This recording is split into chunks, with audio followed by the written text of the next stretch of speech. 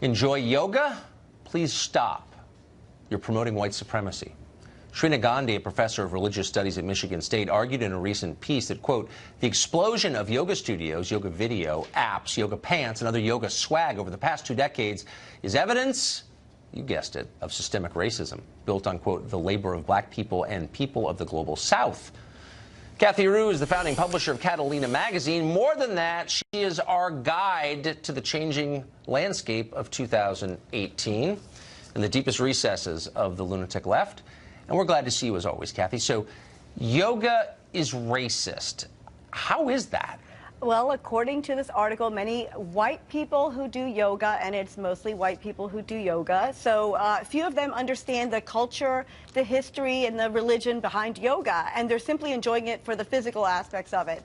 So they're not truly understanding yoga and what it goes back to, and they need to if they want to appreciate it, and if not, they're simply giving into this viewpoint of white supremacy, according to this professor. Huh. So if yoga is racist, is hot yoga more racist or less? All Western yoga is racist, according to this author, according to this professor. All Western yoga. So yoga that's practiced in India has nothing to do with the yoga that's practiced in the Western world. Huh. So, what about yeah. Pilates? Are those safe?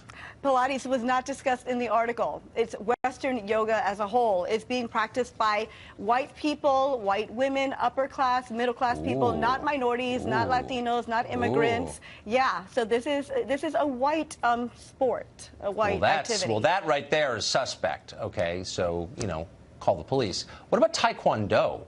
I mean, by these standards, that might be banned, right? Well, by this author's standards, perhaps, but she really has a problem with the yoga in industrial, I think it was yoga industrial complex. That's what she called it, the yoga industrial complex. So maybe Taekwondo falls under that.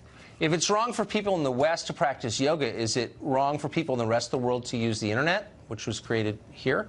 Part of our cultural legacy? Well, I think we understand the culture of the internet, and it doesn't go back to the British colonizing India and what the Indians had to do to introduce them to yoga and show them that their culture was actually intelligent, and that was part of the yoga movement, and that's how it came to the United States in the 19th and 20th centuries. So, yeah, so the internet would not follow The internet would not. No, what no. about, like, democracy?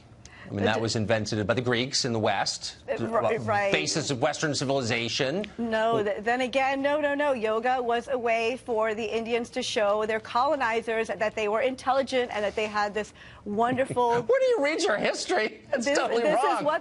Yoga predates the British by quite a bit. Okay, but so I just was interested. How many people who are into yoga in the United States do you think voted for Donald Trump? Oh, well, the author didn't touch upon that, but... But what's your guess? I mean, as someone who's very familiar with non-Trump voters, would you say maybe 1% of people who practice yoga voted Trump, or is that too high? According to the author, many middle and upper class white women practice yoga.